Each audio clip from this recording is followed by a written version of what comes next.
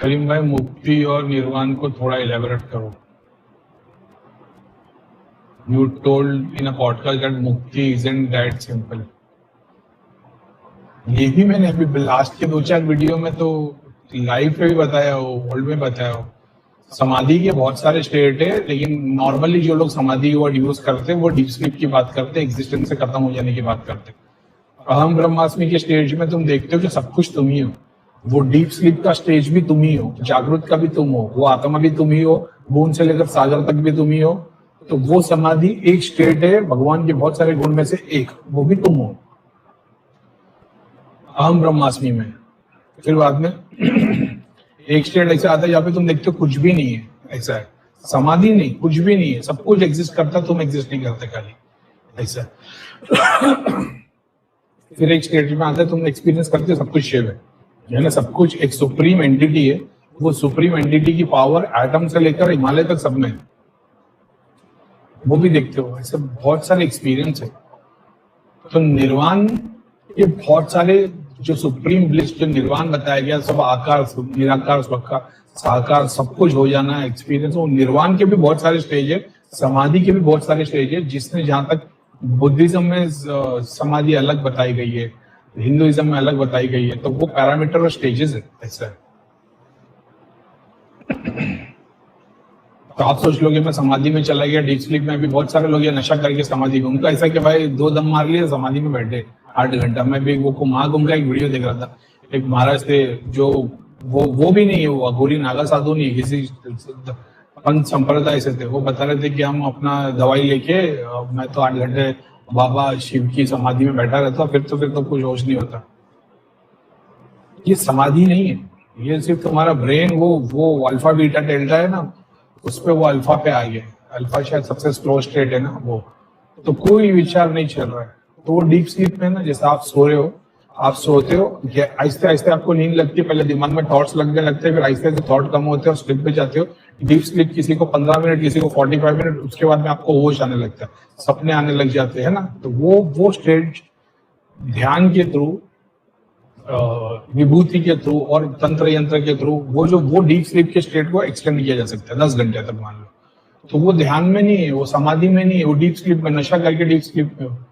उसके बाद वो वापिस आ जा रहे। तो उन्होंने वो डीप स्लीप से सीखा क्या, ऐसा है कि कुछ हर चीज से एब्सेंट हो जाना। मैं ये नहीं बोलता नशा बुरा है, आयुर्वेद पढ़ोगे तो तंबाकू और ऐसे बहुत सारे ऐसे सब्सटेंस है, और आयुर्वेद भी है। अब मैंने तो आयुर्वेद से पढ़ा, दूसरी बहुत सारी किताबें जिसमें बहुत सारे साइकेडेलिक ड्रग्स के बारे में बताया गया कि ये साइकेडेलिक को यूज करते थे। मेरे पास एक किताब है, उसमें सारे साइकेडेलिक का वो दिया हुआ, वो शामन्स की किताब है।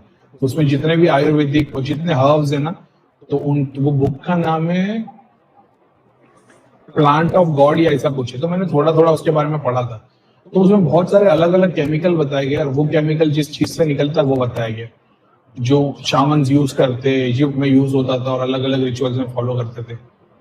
अब वो तो नेचर की स्पिरिट को यूज कर रहे, वो सब्सटेंस को यूज कर रहे, तो वो अर्थ की बाउंड्री के बाहर जा ही नहीं पाएंगे, क्योंकि वो एंटिटीज को जो चीज की जरूरत है उस स्टेट पे जाने के लिए, वो तो अर्थ पे ही मिलेगी ना, तो उसके ऊपर जा ही नहीं पाएंगे। तो मतलब अब उनका तो यही मानना है कि ये यूनिवर्स जब तक एग्जिस्ट करेगा तो अलग अलग डायमेंशन नहीं आएंगे, अर्थ पे ही रहेंगे, कभी पेड़ में, कभी पौधे में, कभी पंछी में, लेकिन रहेंगे तो ब्लिस में। तो वो एक पूरा का पूरा अलग साइंस है उनकी मान्यता। जैसे एग्जांपल के तौर पे आप बोले कि भगवान में भैया मैं भगवान कैसे निकल गया वर्ड, भैया मैं कृष्ण को पूछना चाहता हूँ, राम जी को, हनुमान जी को, मैं इनके चरणों में रहना चाहता हूँ। चलो ठीक है, तो मान लो मरने के बाद तुम एक्सट्रीम ब्लिस में चरणों के सामने बैठे हुए हो, कब तक बैठना चाहोगे? 1000 साल, 10,000 साल, 5 लाख साल, 10 साल तक?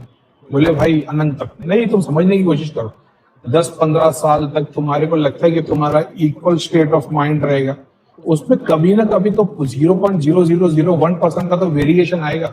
वो जैसी वेरिएशन आएगा वो ऐसा होगा जैसे सबसे पहले एग्जिस्टेंस में जब आए तो कौन सा पैर आगे गया, राइट या लेफ्ट। तो जैसे तुमने एक को आगे कर लिया, अब पूरी इन्फिनिट टाइम तक तुम्हारे सामने एक वेरिएशन तो आ गया ना, पहले तो स्टिल खड़े थे, तो जैसे एक स्टेप आगे बढ़ाया मतलब एक पैर पीछे रह गया, कॉन्सिक्वेंसेस उसके अकॉर्डिंग आएंगे। तो वो है, अब वही है निर्वाण। और सब बड़े बड़े वर्ड्स है खाली, लेकिन जब एक्चुअल में इसको समझने की कोशिश करोगे तो तुमको समझ में आएगा नहीं भाई, इसको जितना बड़ा लोगों ने बताया है इतना बड़ा ये है नहीं, ऐसा है। और समाधि तो फिर बहुत टाइप की समाधि होती है। डीप स्लीप में तो तुम एग्जांपल के तौर पे मैं एक ऐसे स्टेट में आ जाऊंगा जहाँ पे मैं डीप स्लीप में हूँ, सारे सूक्ष्म शरीर जागृत है, बस कॉन्शियसली मेरे अवेयर नहीं हूँ। अब जब मैं 8 घंटे के बाद अवेयर होता हूँ तो देखता हूँ कि भाई वो तो एज इट इज एग्जिस्टेंस में, समझ रहे हो। अब मैं दूसरे एस्ट्रल बॉडी को मैं अगर डीप स्लीप में लेके आ जाऊँ समाधि में, और जब मैं यहाँ पे बैठता हूँ तो मेरे को क्योंकि एस्ट्रल बॉडी इन्वॉल्व नहीं है, शक्ति या सिद्धि इन्वॉल्व नहीं है, इंद्रिया इन्वॉल्व नहीं है, तो क्योंकि मैं जागृत हूँ, मैं क्या है, फिजिकल बॉडी नहीं, एस्ट्रल बॉडी नहीं, तो जब मैं तत्व जागृत हो गया तो वो शिव तत्व को जानने में कोई फिल्टर नहीं है, कोई दूसरा समझाने वाला नहीं, तो डायरेक्ट कम्युनिकेशन होता है। ये भी एक समाधि का स्टेट है जहाँ पे तुमने सारी एस्ट्रल बॉडी को डीप स्लीप में डाल दिया। अब तुम खुद से जानने की कोशिश कर रहे हो, कोई सिद्धि नहीं बता रही। एग्जाम्पल के तौर पर आपके सामने दिया आ गया, आप सोच रहे हो क्या है, सिद्धि बता रही भक्ति, जिसके अंदर डाल देगा भक्ति जागृत हो जाएगी, ठीक है, लेकिन आपके लिए तो दिया था, सिद्धि ने बता दी। अब इमेजिन करो सिद्धि कोई बताने वाली नहीं है, अब दिया तुम्हारे सामने आ गया, समझ रहे हो। अब तुमको पता नहीं क्या है, लेकिन दिया भी क्यों है, भक्ति भी क्यों है, इसका क्वेश्चन फिर अंदर से आएगा, तो भक्ति भी क्यों है। तो समाधि का ये भी एक स्टेट है, ऐसे बहुत सारे स्टेजेस है। इन लोगों ने जो बताया है और अपन जो लिखते हैं और हर बंदे का एक्सपीरियंस, बोले भाई आम मीठा है, वो मिठास को कोई बता सकता है कैसा है, हर बंदे का एक्सपीरियंस अलग है।